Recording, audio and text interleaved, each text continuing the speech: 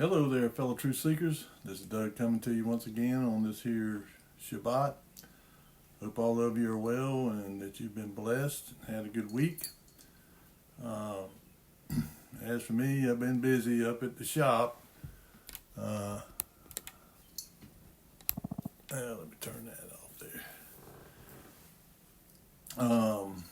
Trying to get, I got some new lighting put in up there because it had a bunch of old fluorescent lamps, the T12, T8 lamps, and it was real dark. You just couldn't even hardly see in there. So I upgraded it to the LEDs, and it's way brighter now. And they're supposed to be more efficient and all. That I don't know. I mean, yeah, it just depends, I guess. But I guess today I've about run out of stuff to talk about. I mean, at least right at the moment, I just kind of into the blahs or whatever. I've covered a lot of different subjects, and but I'm kind of discouraged in a little bit, in a way, because I got a comment from one of the people that watched the videos, and he told me he tried to put a comment in 4 times and they wouldn't let him. So they suppressed comments, they suppressed the videos, they knock me down every chance they get, and they unsubscribe people. I mean, on and on. So, basically censorship. And I know a lot of it is because of some of the stuff I talk about is not stuff that they want us to have the freedom to say. And I think a lot of it is, one, about the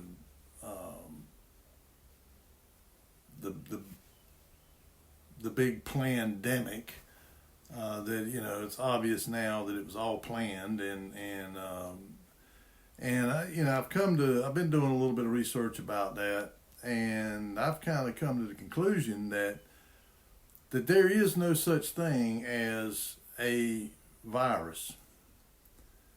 And why else would they say, well, they're so small we can't see them, and this kind of stuff.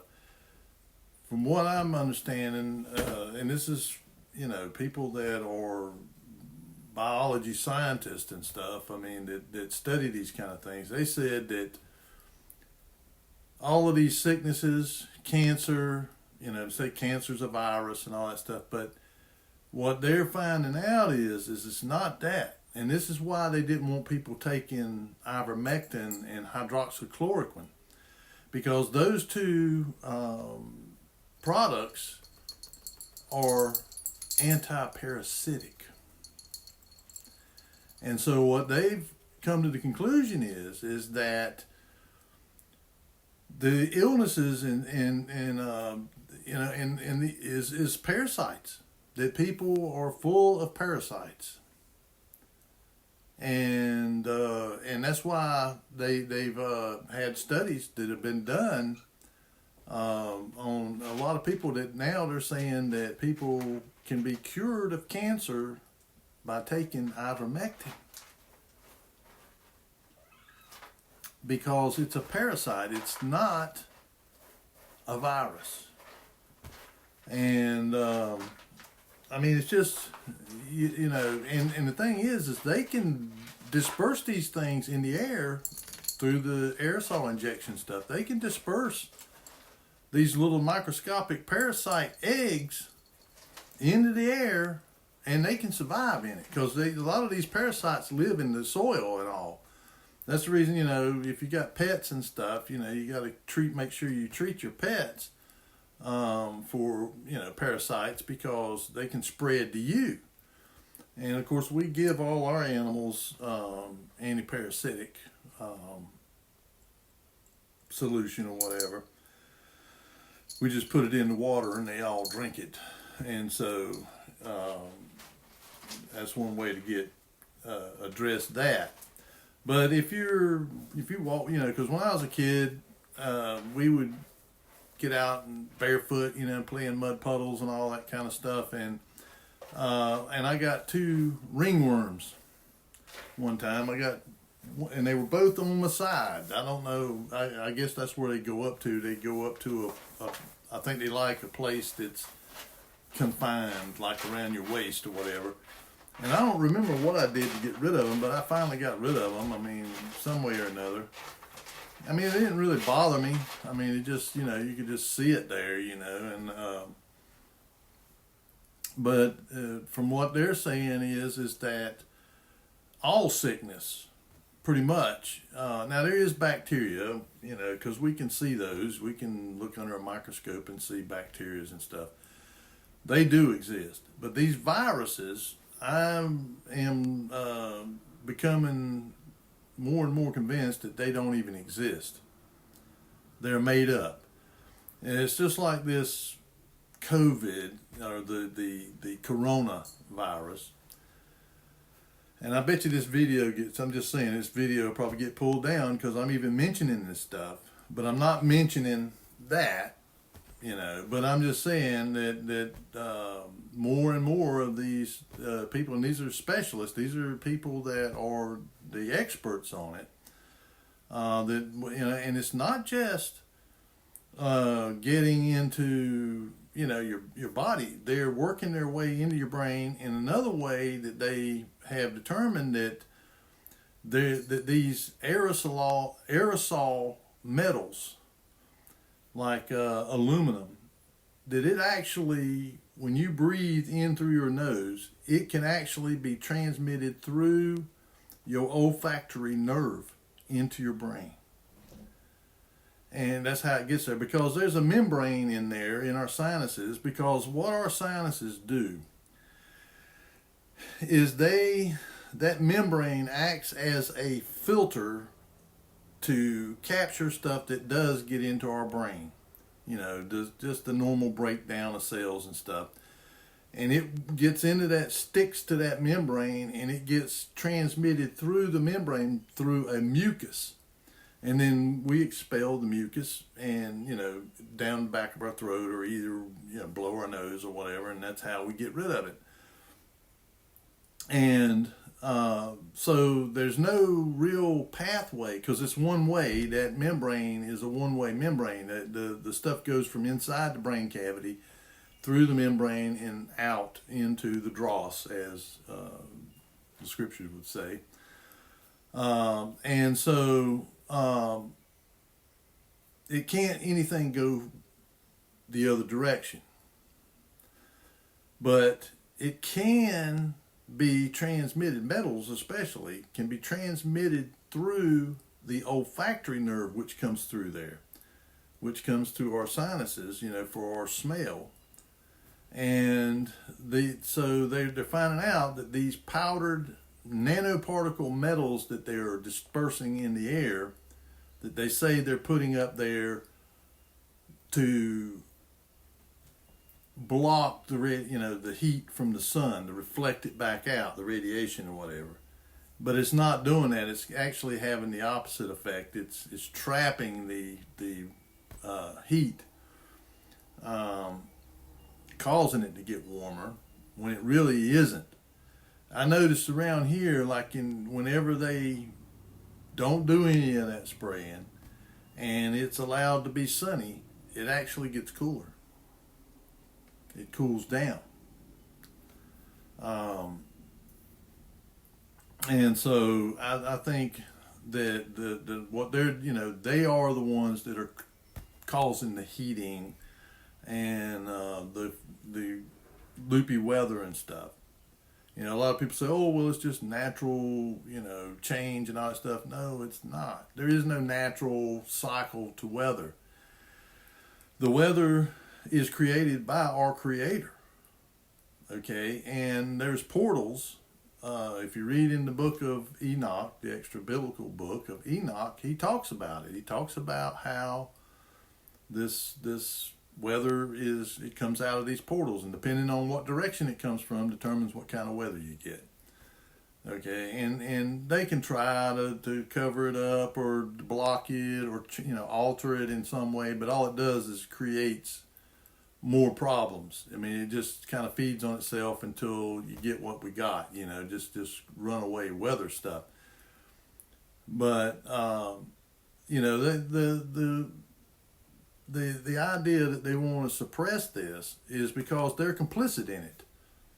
They're, the media, the mainstream media is all complicit. If you look at, and that includes social media. Okay, you have, for example, you got Meta, Facebook, Mark Zuckerberg pretty much runs it. Then you've got Elon Musk and X, Twitter. You got Google, which controls YouTube, which is a couple of people that pretty much are the main bosses or whatever. But all of them were in one way or another influenced to be started by the CIA. And the CIA is just an arm of the global banking cartel. Just like the Federal Reserve Banks, the reserve banks around the world are all part of this global banking cartel, which are the controllers, the ones who were given the authority to rule, to be the controllers when Hasatan was released. And so the mainstream media, I'm talking about television, television news and all that stuff, and, the entertainment part of it, radio stations, newspapers, magazines, they're owned by 95% of all media is owned by 5 companies. I think GE, Paramount, Disney, Comcast, and there's one other one. But those 5 control pretty much all media. And they get their orders as to what they're going to, because if you look at the Mockingbird media, they reading a script. And, it's funny, used to years ago, whenever you would have something breaking, breaking story or breaking news or whatever, it would come right on up on there. Now, if it's something that doesn't fit their narrative, they won't even report on it. And it can be a major event, but they won't report on it at all because it's off script.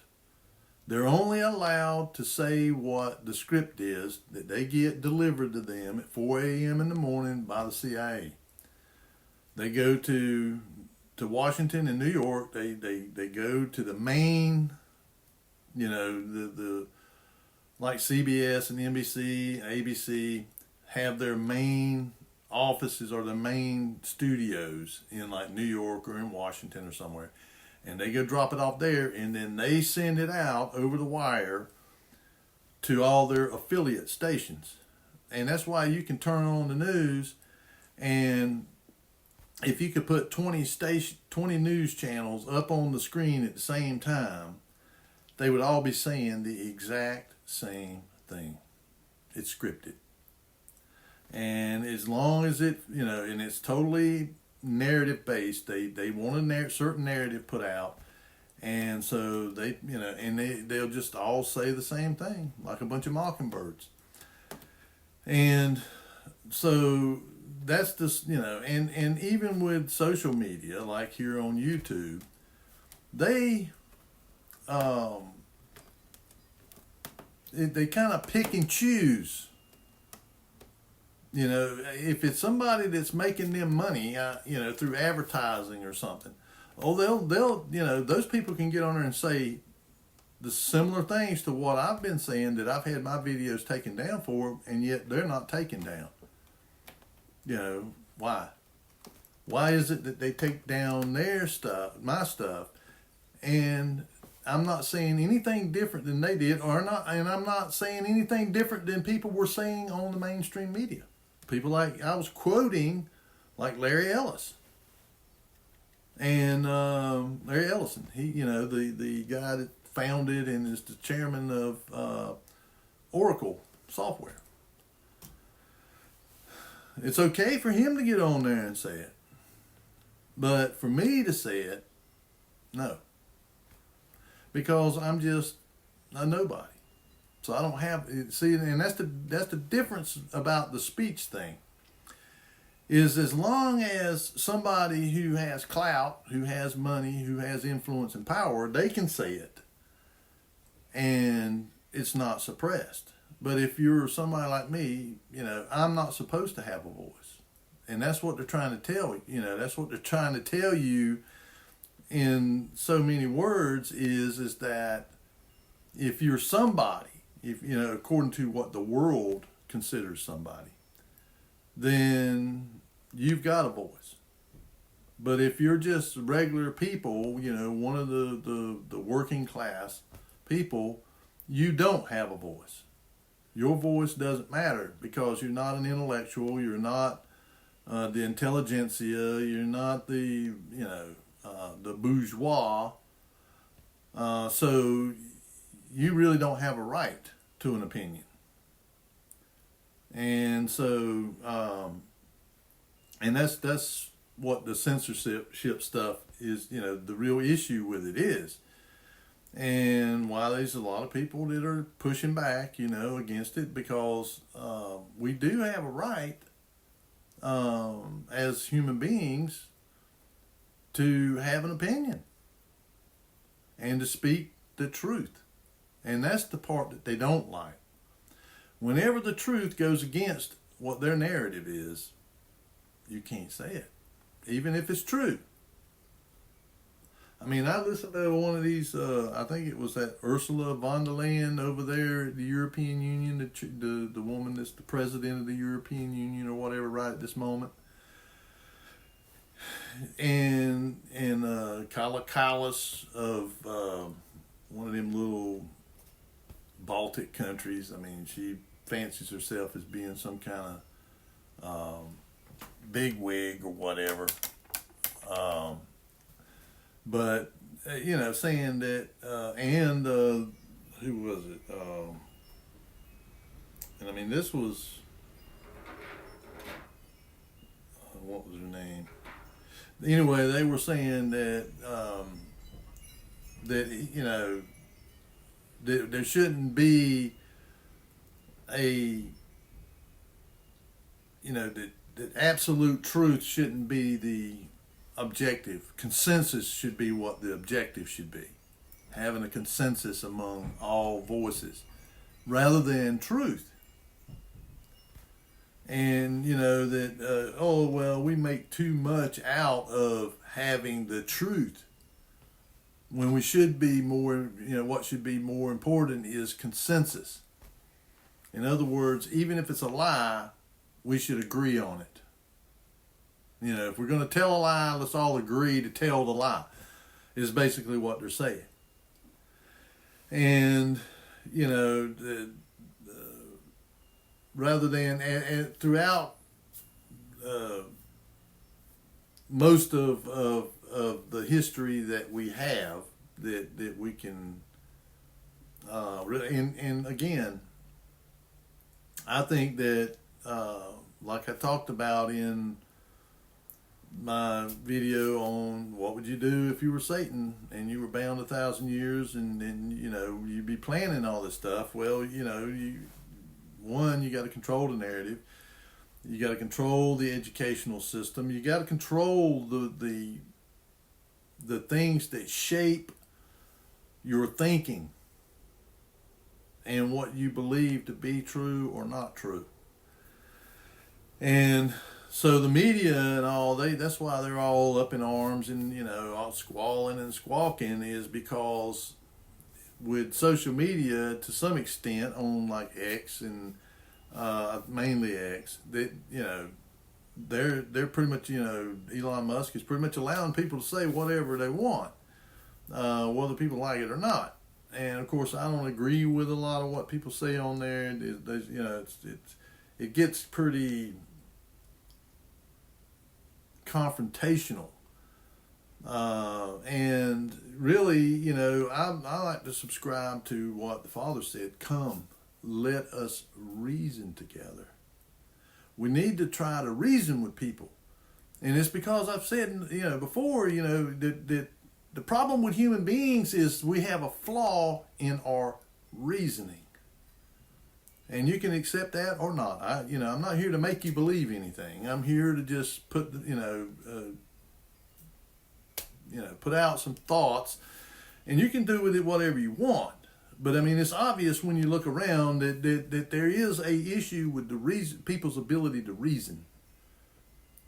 And the only thing that can affect your reasoning is truth or not truth.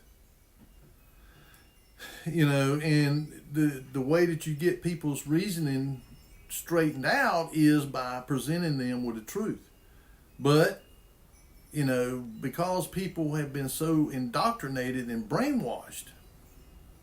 And brainwashing is basically getting rid of your memories, getting rid of your thoughts, and replacing it with something else. Reprogramming. Okay, and so the system, that's what it wants to do, especially to start out with little children. That's why they want to get your children in school sooner and sooner and sooner. I mean, to where, as soon as you're born, they basically wanting to get a hold of you. And it's because they know that from, Scripture, if you train up a child in the way that it should go, when they're old, they will not depart from it. So if you at home are teaching your children to walk in the ways of Elohim, and you get that ingrained into them and programmed into them at an early age, you can't get it out. It says when they're old, they will not depart from it. That means that you're not going to be able to get them to think otherwise. That's why it's so important for children to get their biblical foundation from their parents. And, to be taught the ways of Elohim very early on. And then if they do end up in the public school system, they're not going to change. It's like when I first started in the school and all that, and then it was around the time when they began to really push evolution and stuff. And I got in an argument with a teacher because my mother had already told me, she said, "You didn't come from no monkey, son. You were created. You didn't evolve. You were created." And she instilled that in me from an early age. And so when I went to school, I argued with them. And I got tucked to the principal's office, and they called my mama, and she came up and says, "I'm just going to tell you, we were created. My son believes that we were created, and you can teach all that stuff you want, but you're not going to, make him believe that we come from natural selection." And even to this day, I know that we were created and that, we were not the just random chance. There's intelligent design. And so, it's just like the guy trying to leave me a comment.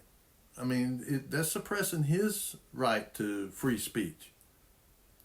And so, and of course, even President Trump. Now, again, with the politicians and the people at the top, is it kabuki theater? Are all of them just actors and we're just being played? Who knows? We the way I look at it is you can say anything you want, but it's the actions that speak, that actually do the speaking. What actually happens, you say this, but then this happens. Okay, so, are they all just in bed together and they're just acting like they're adversaries and, who knows? because that's the world we're in. Is we're in a world of deceiving and being deceived, and on a grander scale than ever before, and especially because of stuff like YouTube, multimedia, the social media, and the proliferation of information. It's information overload.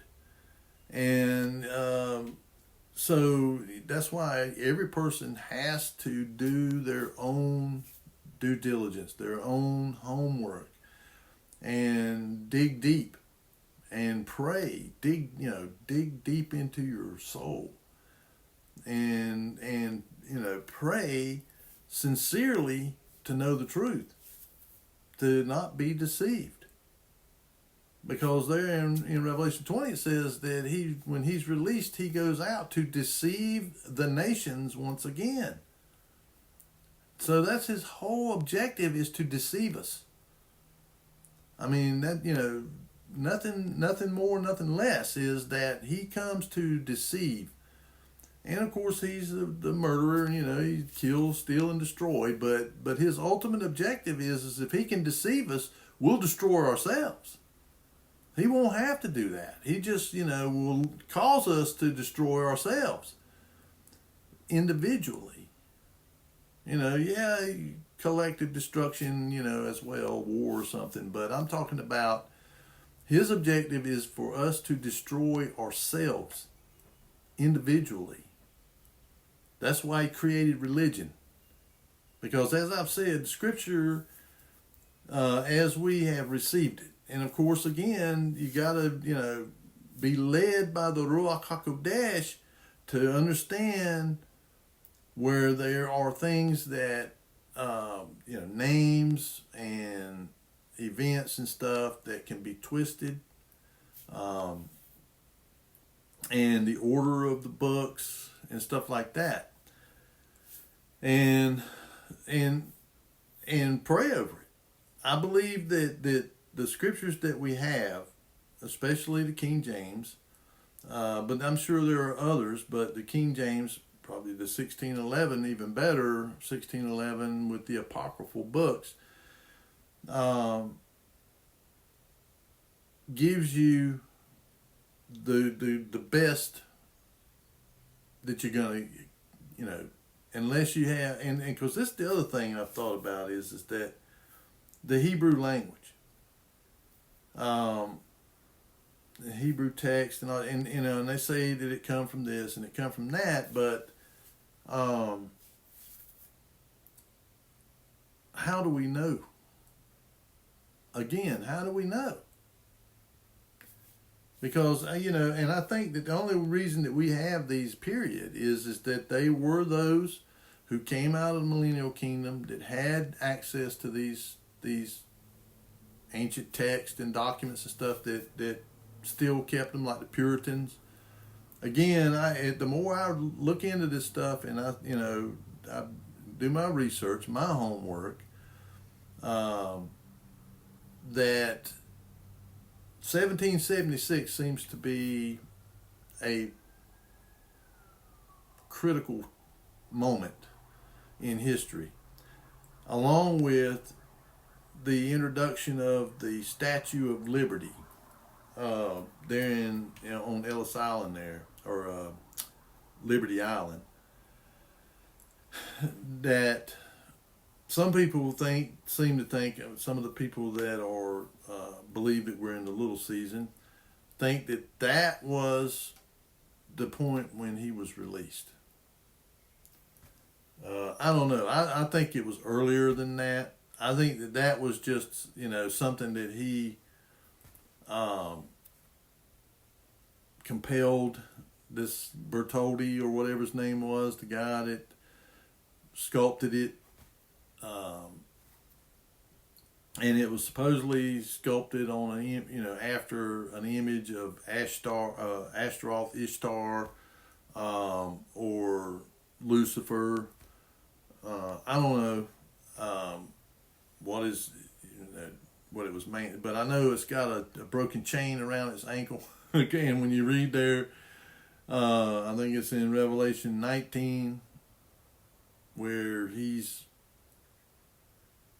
grabbed up and he's, an angel comes down, he's got a chain, chains him up, puts him into the abuso for 1,000 years, and then at the end of the 1,000 years he's released. Well, it shows him coming up, and not only that, it says there, I think it's in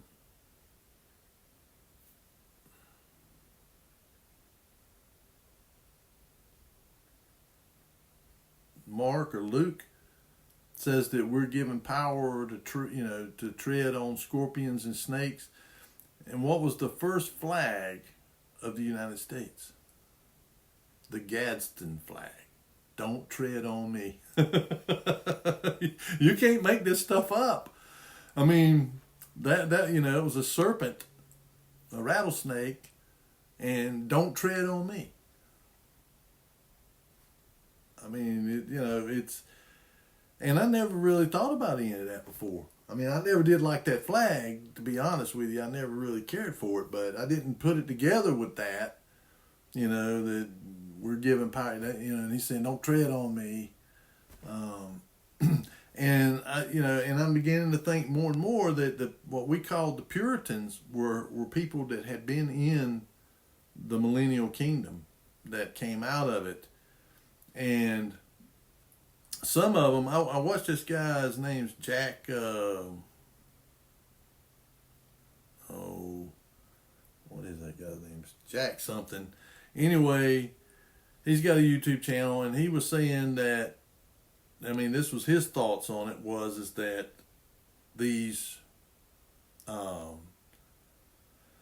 they were people, that toward the end of the millennium, they just did not want to be ruled by, and I even talked about that. I mean, whether it was inwardly they were feeling this way, or they began to outwardly voice it.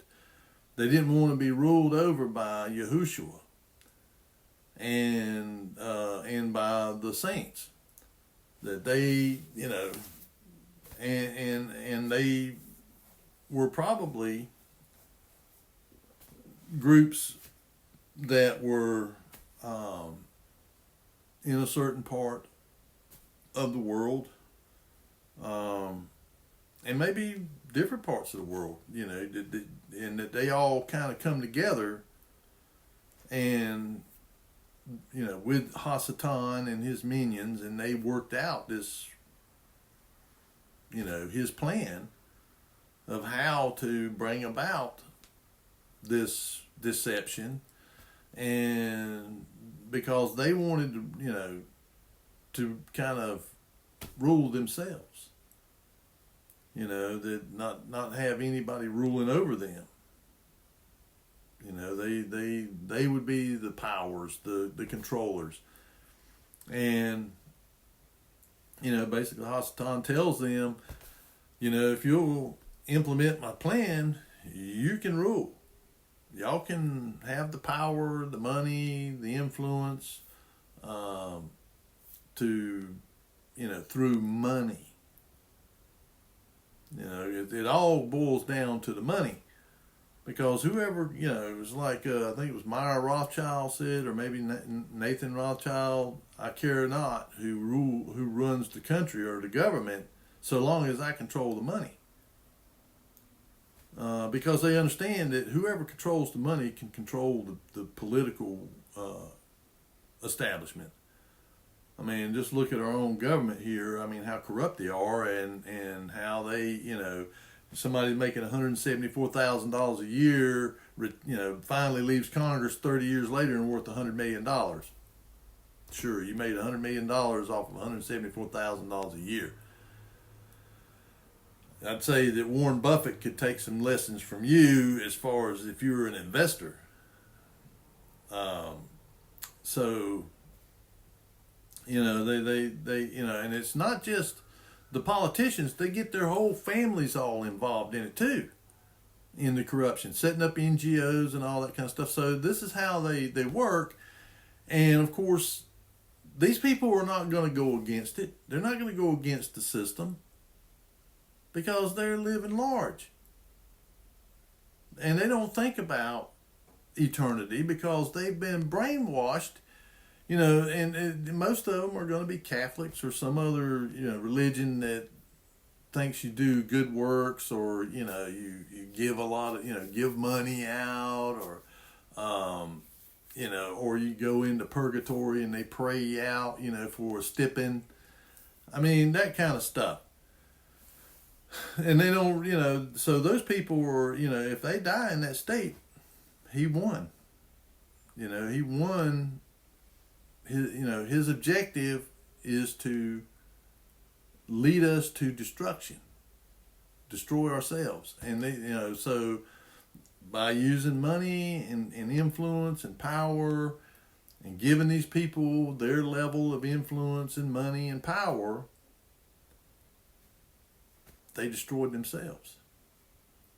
His objective, that's what, and they don't even realize that, these generations now, they don't realize that all the religions and stuff that they set up was to do just that.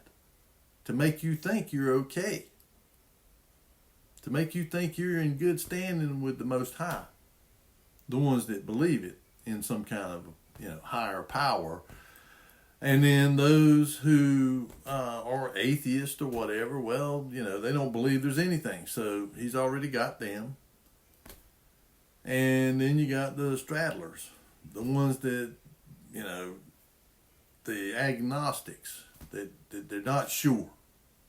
They're not sure whether there's, or the deist, that believe there's some kind of power or whatever, but, he's hands off. He don't, interfere in the affairs of men.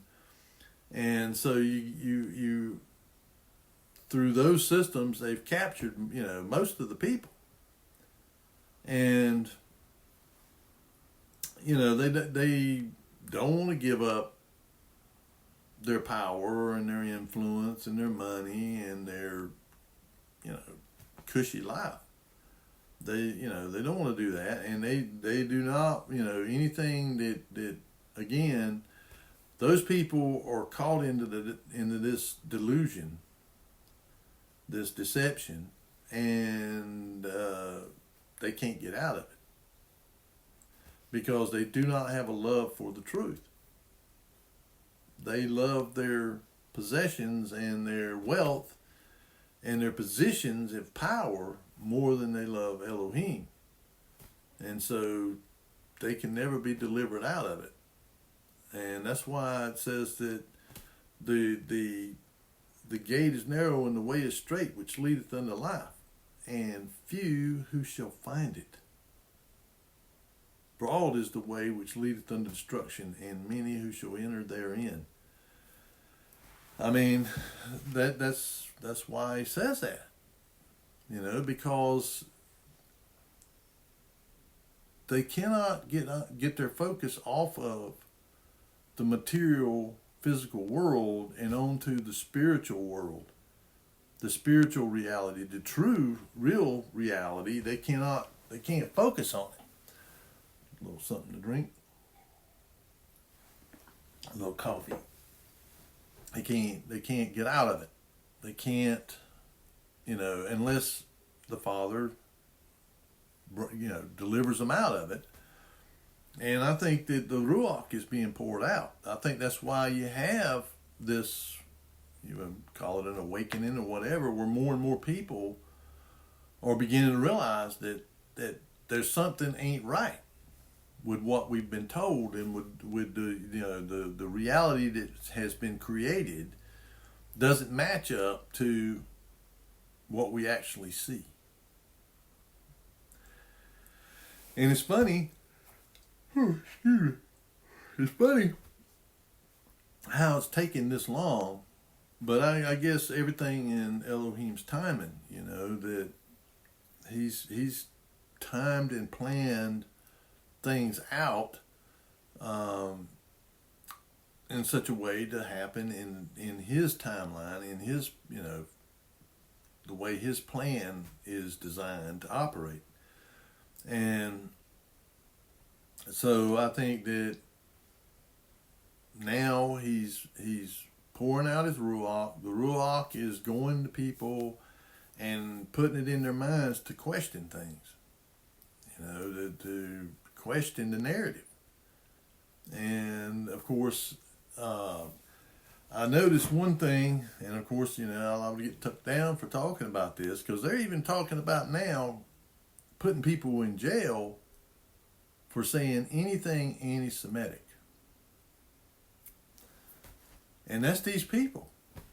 That's these controllers, the people that run things. That's who it is.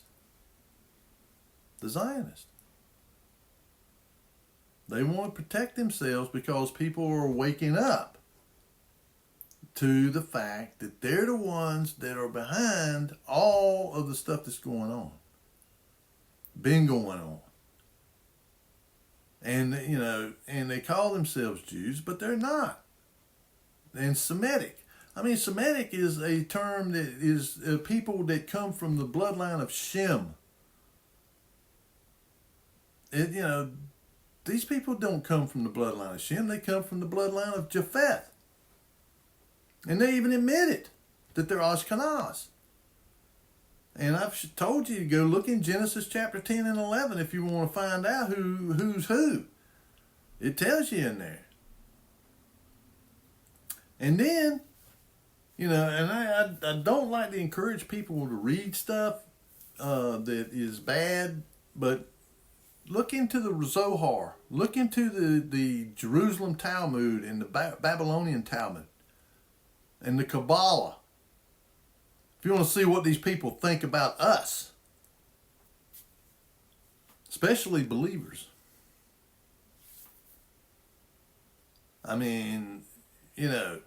They look upon us as like dogs.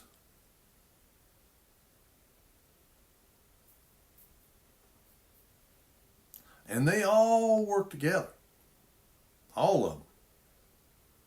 Look at entertainment, look at everything, pretty much. And you'll find out that the majority of the wealthiest people in the world, the majority of the corporations are controlled or owned by Zionists. It's a fact. I'm not making stuff up. You can go look it up and see who these people are. The Mark Zuckerbergs and the Larry Ellisons and the people like that. And what they do is they finance each other. They pay for each of them to go to college and universities and all that stuff. You never have to, but what they make you do is you have to pay back into their system.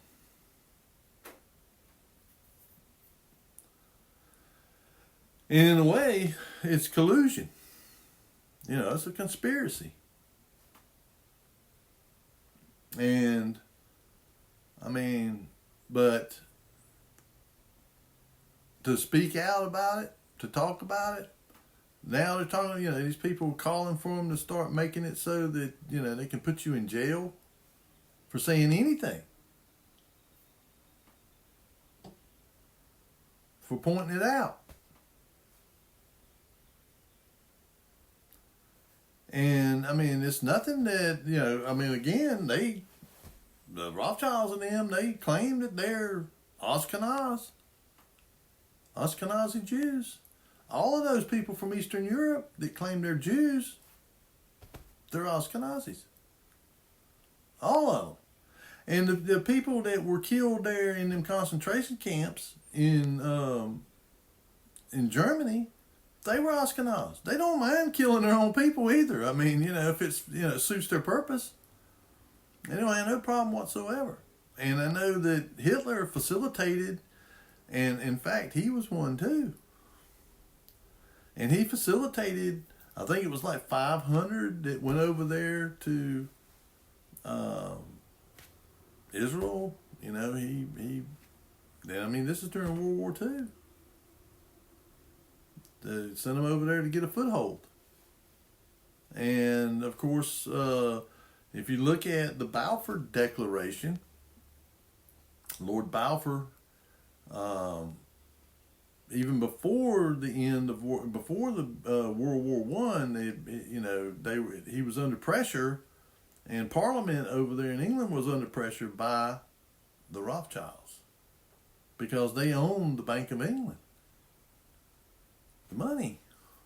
So they coerced or pretty much strong-armed the Parliament over there, and Lord Balfour drew up the Declaration, and then made it. I think it was in like 1917, after they had conquered the Ottoman Empire over there in Palestine, and they put it out there, this declaration, that was their intent, was to create a homeland for these Jews. And in 1948, the UN declared it. And of course, as far as like the original Hebrew people, they ended in 70 AD as far as I'm concerned. They were left desolate. That was the end of it. Because they rejected Hamashiach. They rejected him outright and facilitated his death. And so that was the end of it.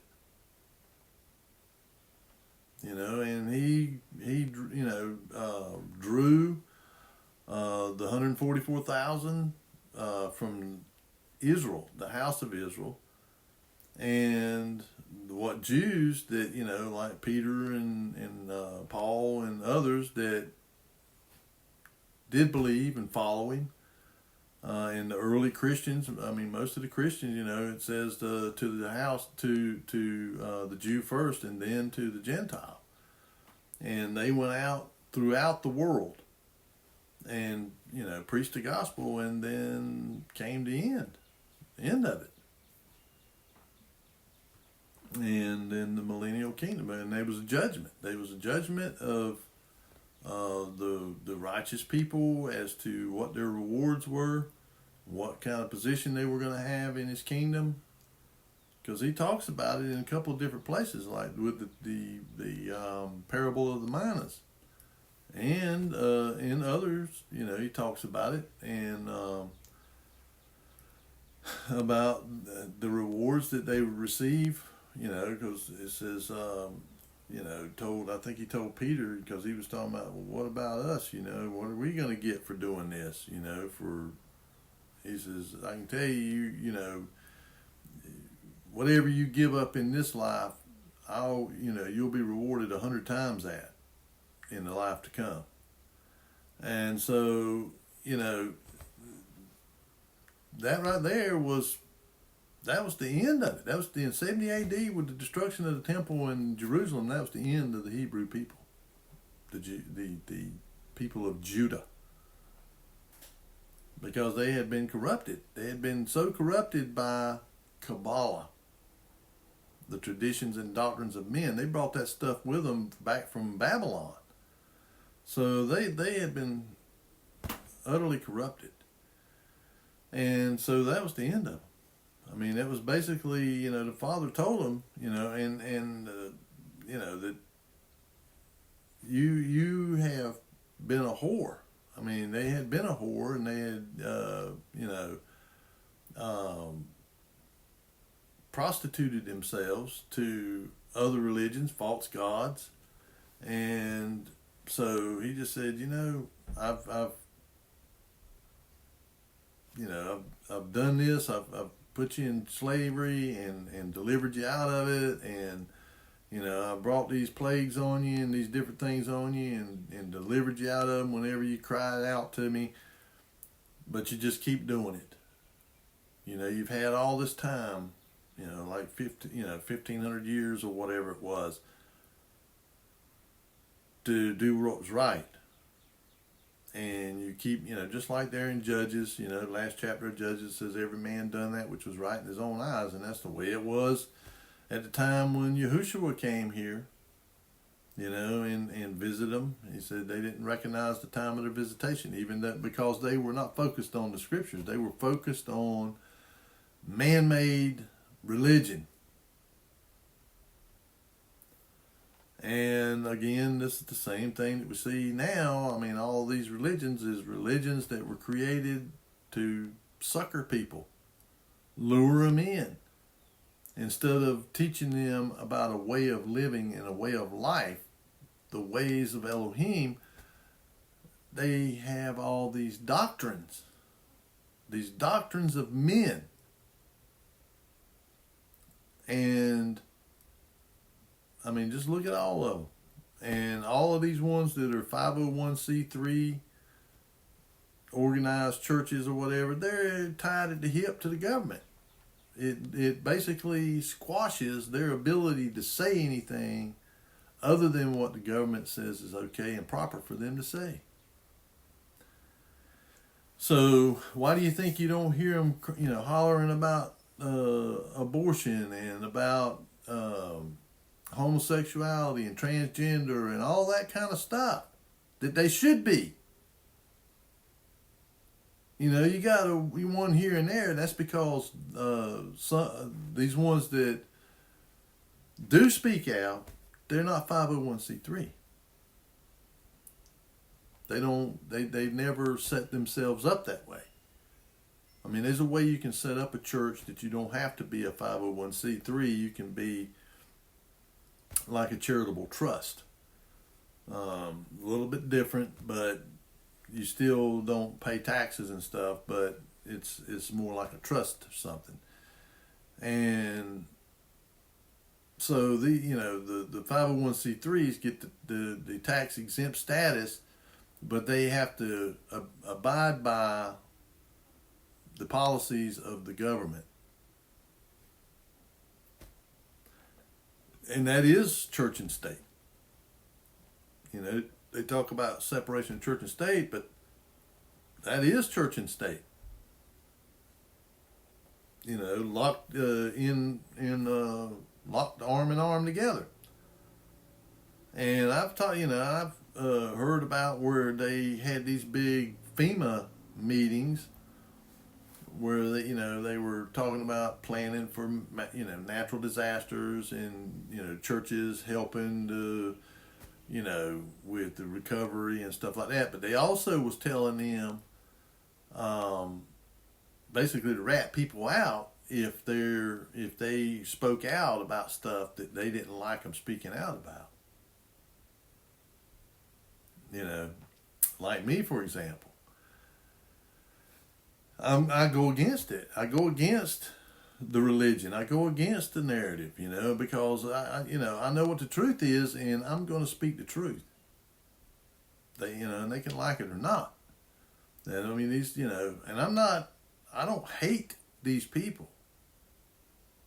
I hope that they will be converted. But their actions speak for itself. There's no hiding it anymore. I mean, it's out in the open as to who these people are and what they're doing, what they've been doing. They're in league with Hasatan. And I was watching something yesterday where they was talking about Trump was wanting to try to get rid of the Federal Reserve Bank. And I think it was on Redacted with Clayton Morris. And he had a guy on there that was an expert on, he had been in a cabinet level position at some point, like to do with Treasury or something. And he had a pretty good understanding about how the Federal Reserve worked and what it is. It's a Ponzi scheme. It's the biggest in the world, but it's the banking cartel is bigger monetary, as far as influence and power and money, bigger than the United States. They're global. And of course, I've talked about this in the past. I mean, about how they got control of 165 banks, nations' banks. They're central banks or whatever. And the ones that you see them at odds with all the time these wars and skirmishes and these conflicts like Ukraine and Russia is because they don't have control of their banking systems and they want it. And, so they use us, our military, to like go and invade Iraq or Libya or somewhere. And the reason that they wanted that was because Libya refused to let them have control of their central bank. Iraq refused to let them have control of their central bank, but they have to create a narrative to justify, to get the American people to go along with it. So what do? They create this, terrorism, and blow up buildings. Just, those buildings in New York did not come down by no airplanes. They were detonated. They were controlled demolitions. Building 7. You can go back if you can find the footage, because they try to hide this stuff. They try to cover it, bury it to where it's hard to find any of it now. But you can go back if you can find it, and you find the footage on Building 7. It got hit by nothing, and yet you could see detonations going off in that building. And then if you look into the purchase of the World Trade Centers, I think there was like 7 buildings altogether as part of the World Trade Center area there. And looking into the guy who had just purchased it, like less than 6 months, and took out a great big huge insurance policy, and and then I forgot how many, like $8 or $10 billion he got out of it. More weight, like twice what he paid for it. And so, and you can look in and find out about how they shut the buildings down for like 2 weeks, and these they said they had to come in and work on the elevators and all that stuff. And then you find out about the ties of the elevator company to the CIA and Mossad. So it was all, intentionally done. And again, I can't remember who it was. It was, I don't think it was Henry Kissinger.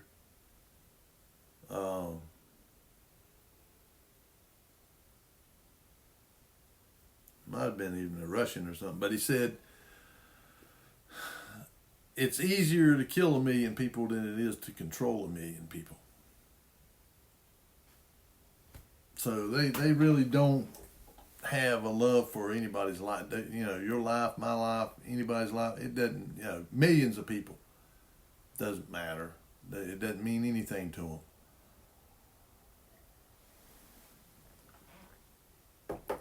And so, and these people are behind all wars. And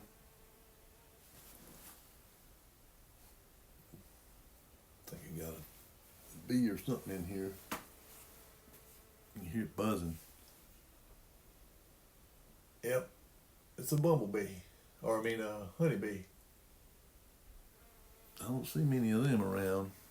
They about killed off all the bees. But, and, when you dive into this rabbit hole, this thing is like an octopus. It's got arms and tentacles going out in every direction. And that's why I believe that group is the ones that he approached, and they are in league with him. Maybe even, Nephilim.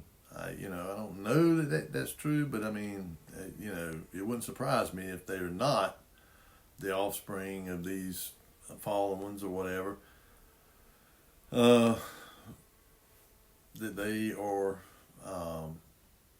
in league with him, and when you look at the things that Rockefeller did about education, about medicine. How he destroyed holistic medicine, how he destroyed classical education. In this country, it just, and made us totally dependent on petroleum, and then made it, got people to say how scarce it is and all that stuff, so they could keep the prices jacked way up.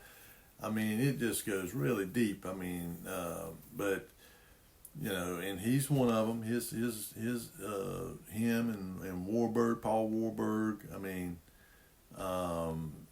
that were the ones that were behind, and J.P. Morgan, that were behind the establishment of the Federal Reserve and the passing of the Federal Reserve Act in the middle of the night.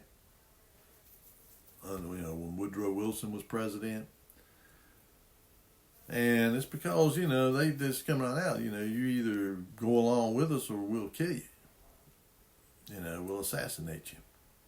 And they do. That's what they do. Don't matter who you are. And, but, I kind of think, I don't know, again, I think there is this right-hand path, left-hand path dichotomy that is playing out. And,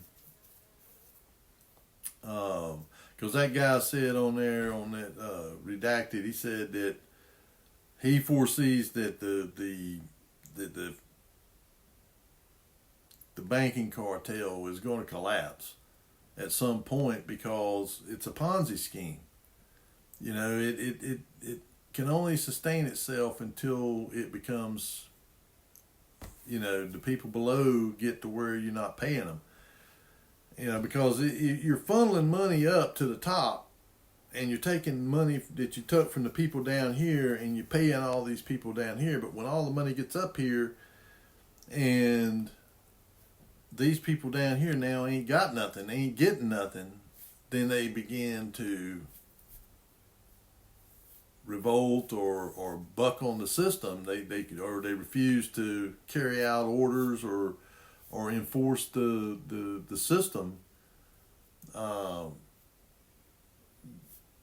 Then you have like chaos, and I think that's kind of what we see going on now. You're seeing all of this chaos around the world, and these tariffs that Trump imposed is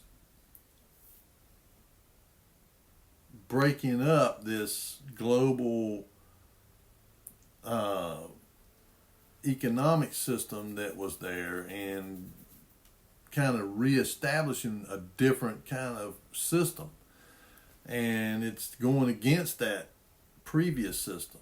And I don't know how it's all going to play out. I mean, probably in a war, because I think if they start seeing that they're losing, that their power is being taken from them or being challenged, they'll do what they've always done. They'll start a war.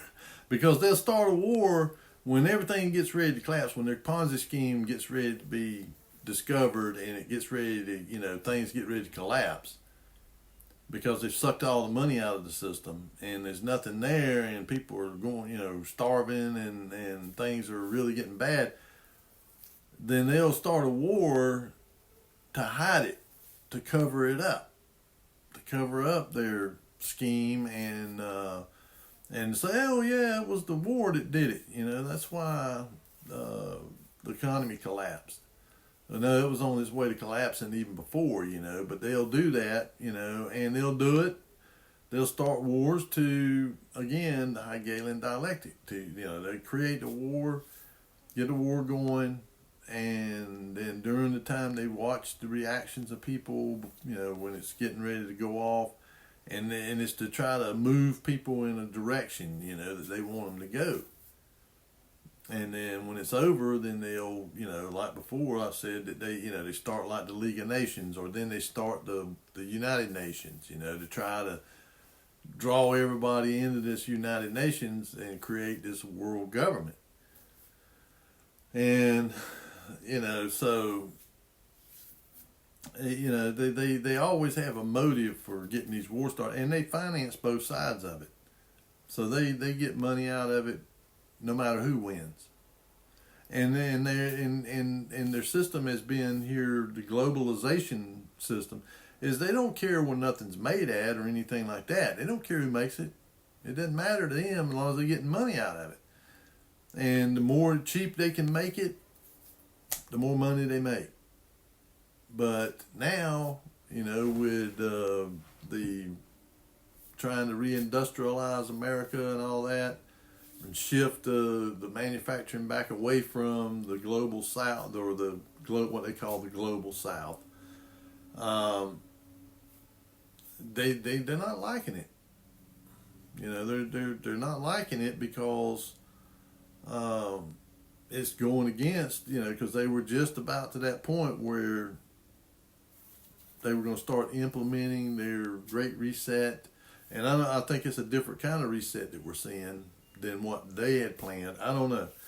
Maybe it's the same thing. Maybe it's just meant to make you believe these two sides are going at it or whatever, and really they're just one. I don't know. But I know that the world is in chaos, and I think it's by design. And a lot of it is meant to distract us. It's meant to distract us and focus us away on that instead of what they're really doing. And so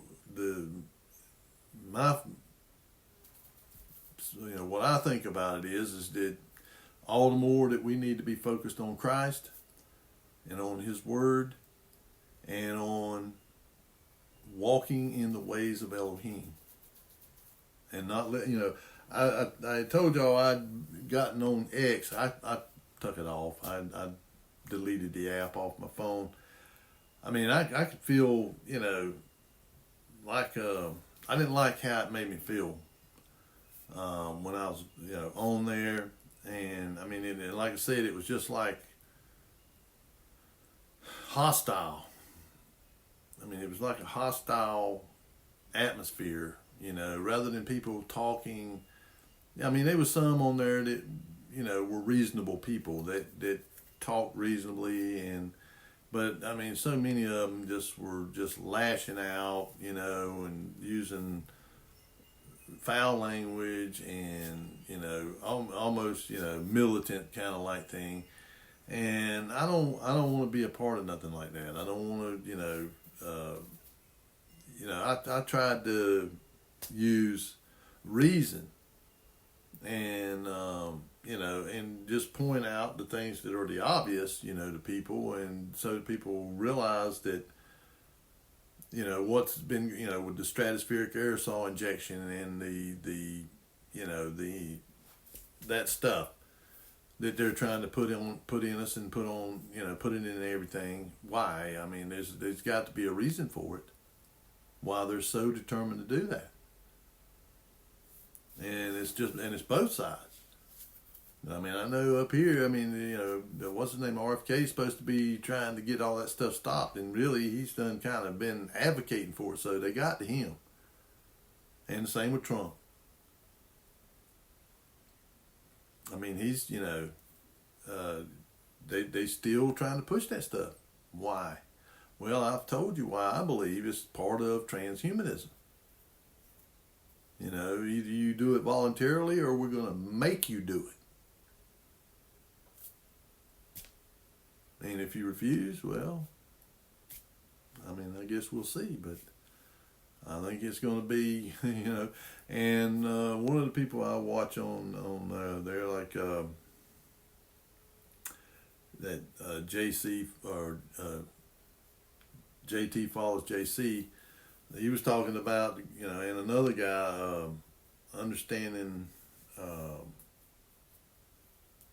prophecies or something. They was talking about a greater exodus, like another exodus that might occur right before it gets to that point, for those who are truly walking in the ways of Elohim, that He will put it in our hearts and in our minds to begin to go to where the camp of the saints are.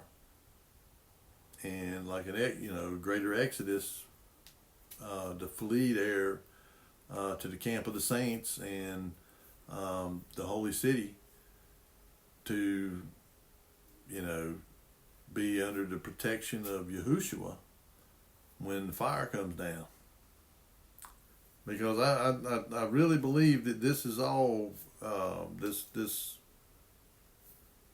economic shift and this economic thing is to bring everybody on board to a new economic paradigm and unite everybody through that.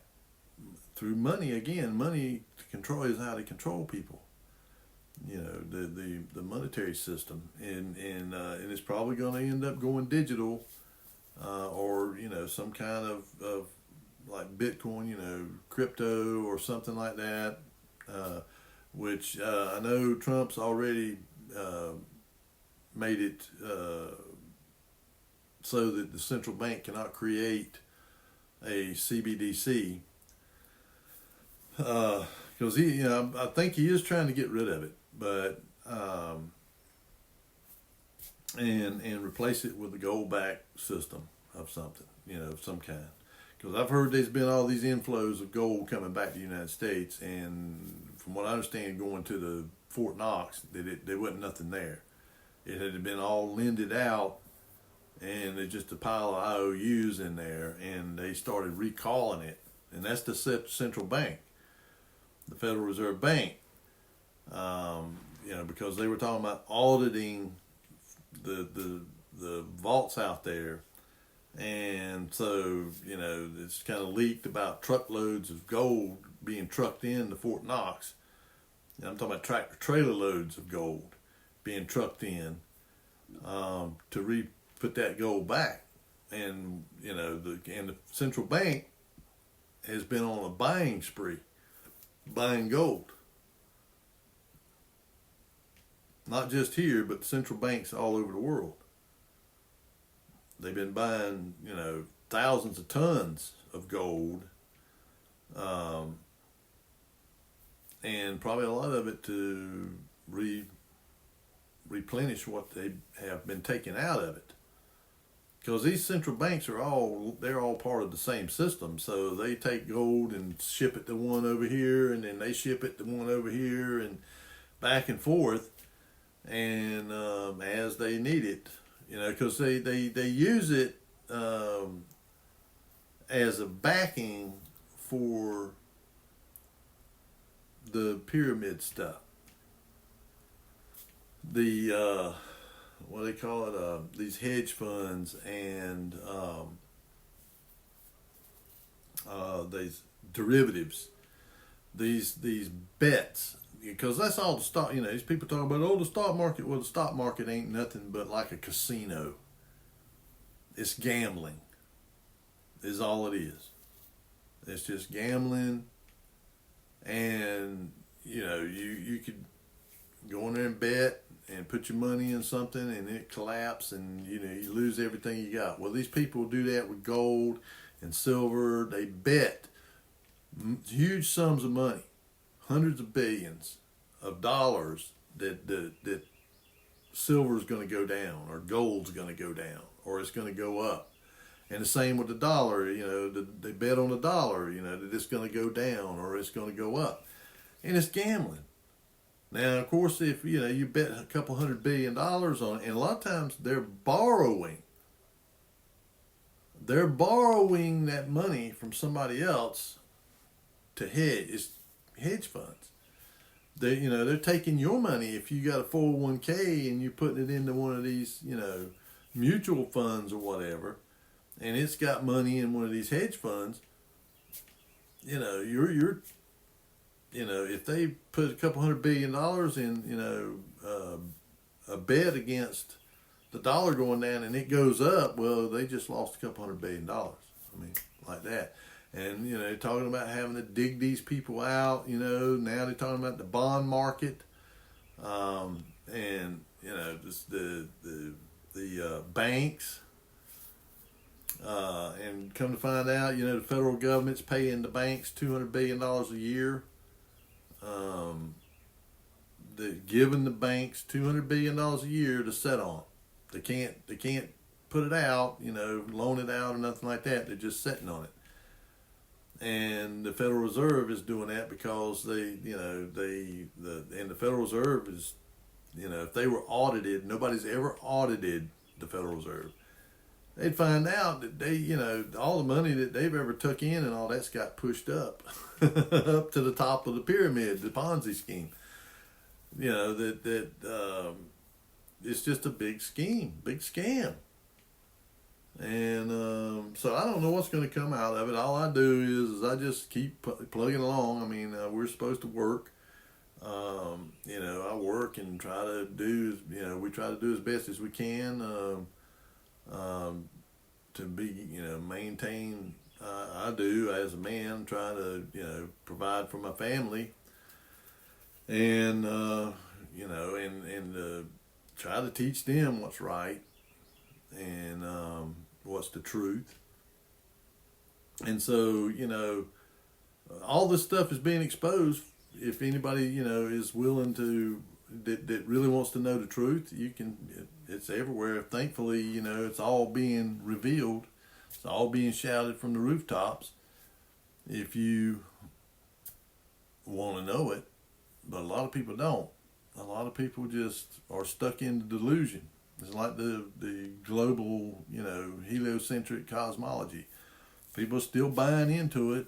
They still believe it. And they see what their delusion, because they are, they don't have a love for the truth and they're in this delusion, they see what their mind tells them is there.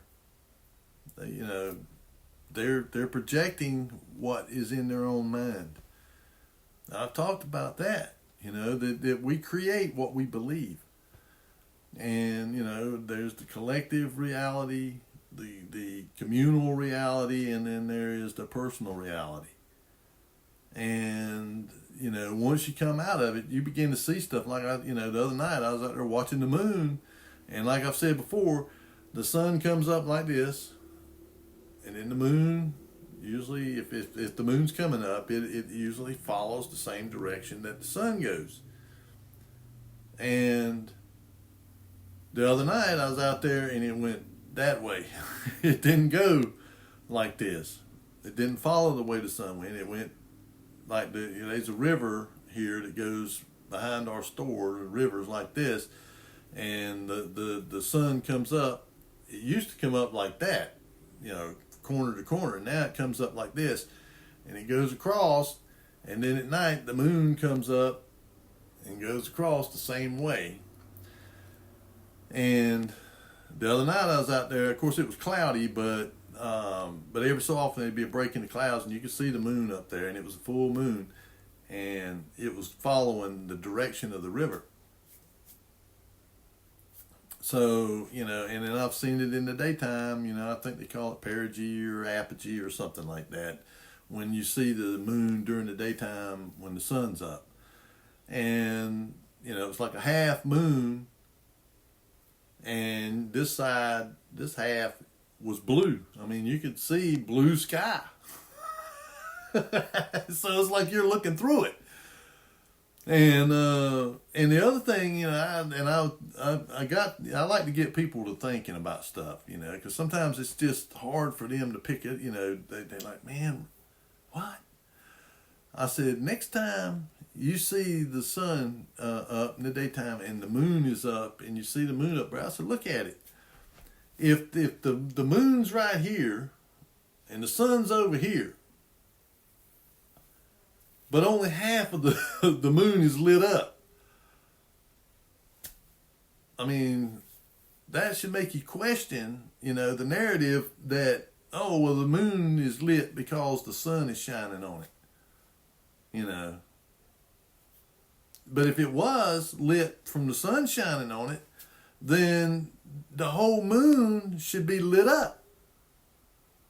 But it's not. It's just like half moon or a quarter of a moon.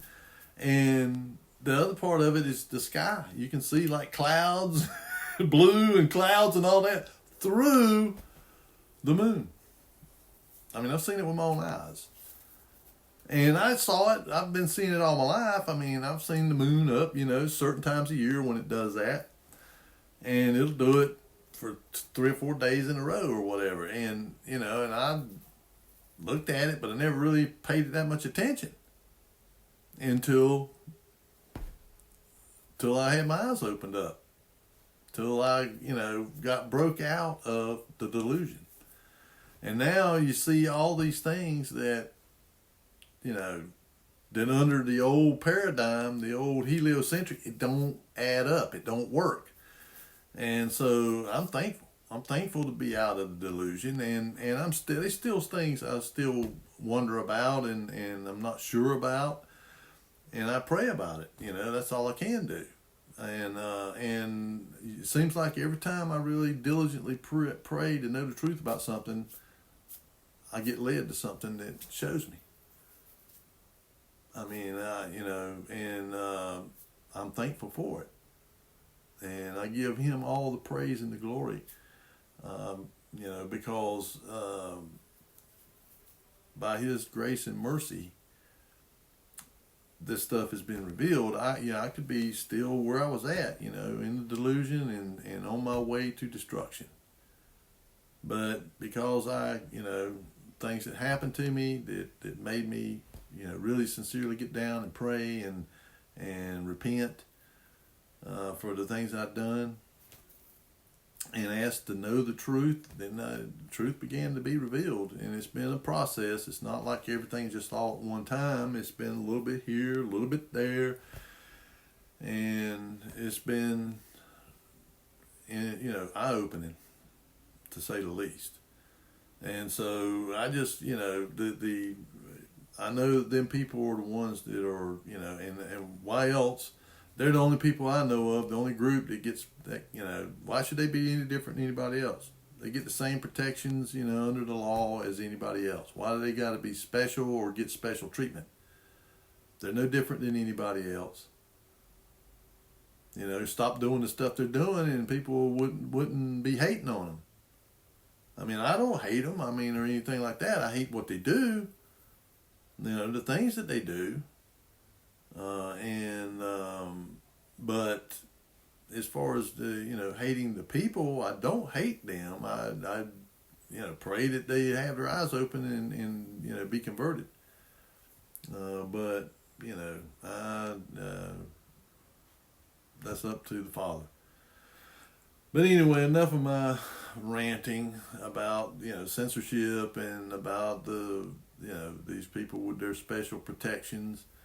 The ones that are behind all of this stuff, if you just do a little research, you get out there and start digging. If you want to know the truth, you'll find it. You'll find out that they're behind it. They're behind all of it.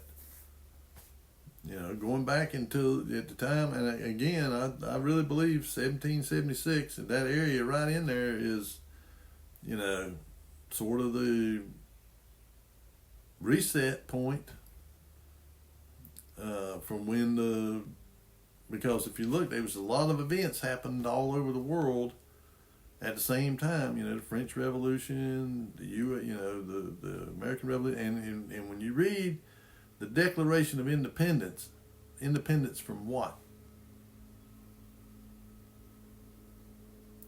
It says the King of Britain, but what king were they truly wanting independence from? And it says that they were endowed by their Creator to do this. As if they went to him and said, look, we want to be free from you. And we want our independence. We want to do what we want to do. And he said, okay, have at it. That guy, I can't think of his name right now. His first name's Jack, but he does a YouTube video, and he was talking about that. He said, this is, when you look at what they're saying here, they're wanting to be free, independent from the king. But we've been led to believe it was the King of England or something, and it was really talking about Yahushua. They wanted to be free from him and his rulership, because he ruled with a rod of iron. And put down wars, and there's no wars, there's no making war, there's no conflict, because it was stopped. And people lived, in peace. But there's a lot of people that didn't like that. Because they still had their own fallen nature.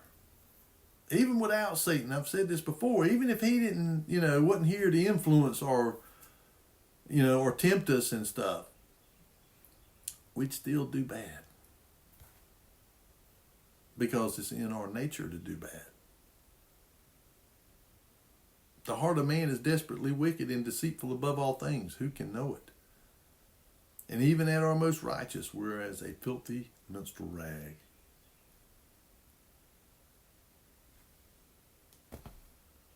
Without Satan. So, they just was, their nature just came out. I mean, they had this utopia that they were living in, and yet, they got tired of it. They didn't like it.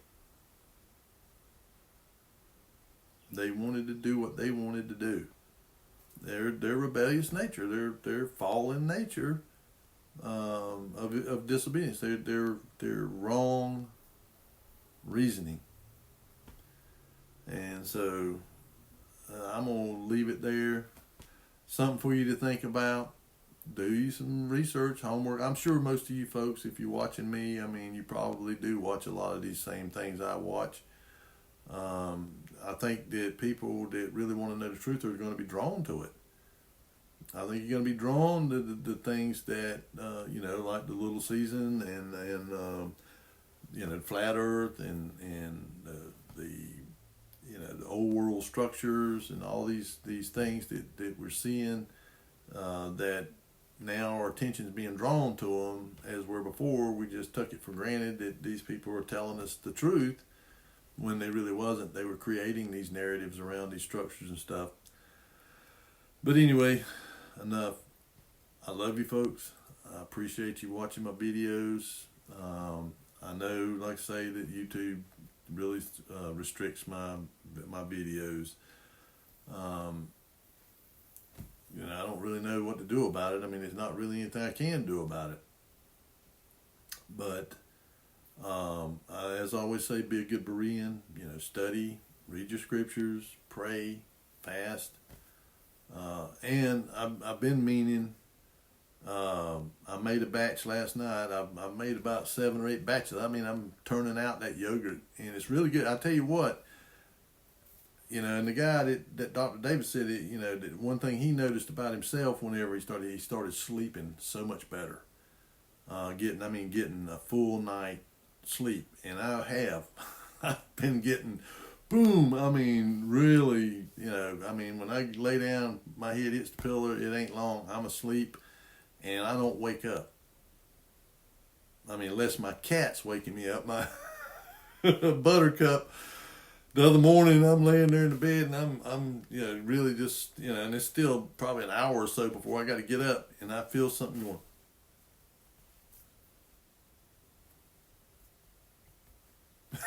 I look around there, and Buttercup's sitting there on the bed, and she's going, it's time to get up. She's something else, and I just took and pulled the cover over my head, and she reached up under the cover and was going, she was wanting something to eat. And, but anyway, it was just funny. But I was, sleeping hard, man. And I've been sleeping good, for the last, since I started eating this stuff. And I don't eat that much of it. Like about a quarter cup or a half a cup or something like that at a time. And it's good. It's so good that really, I don't even have to eat, anything with it. I just eat it like it is plain, and used to plain yogurt, I really wasn't crazy about it, but this stuff, and it's just real creamy and rich. I really have been amazed that it's turned out the way, as good as it has, and I've made a bunch of it so far. I made, like I say, about 7 or 8 batches. I make a quart of it, but it's in like 4 jars, 4-pint jars. I put about half full in each one of them so it can kind of expand. And I had to order more of the inulin, the guava inulin, organic or guava inulin, which is the food. But I don't have to order any more of the starter. I just take a couple tablespoonfuls of the yogurt, throw it in a bowl, put a couple tablespoonfuls of inulin, a quart of the which I use a pint of the half and half, the ultra pasteurized half and half, and ultra pasteurized heavy cream. And it just makes it so thick and rich. I mean, almost like frozen yogurt or something. It's real thick and creamy, and really good. And like I say, I'm sleeping better. And of course, a good night's sleep is essential for your health. And some other side effects of it, that I've noticed. And another thing I started doing, because it's supposed to help decalcify your brain, is boron, which I use borax. And borax, that's for cleaning clothes and stuff. Yeah, but all borax is boron, sodium, and oxygen. That's all it is. If you look on the box of borax, there's no CDC and Poison Control Center, none of that stuff on there, because it's not poison. It's boron, sodium, and oxygen. So I mean, just three elemental things that make sodium boron, or what do they call it? Boron carbonate or something like that. Boron carbonate is what it is when you combine those three things. And it's supposed to have other benefits too, as far as detoxifying, and it's good in the bath. You put about a cup of it in the bath water, and a cup of Epsom salts, and a cup of baking soda. And because your body your skin is an organ, and it absorbs stuff. And because I used to have cramps a lot, and I noticed when I started bathing with the Epsom salts, which is magnesium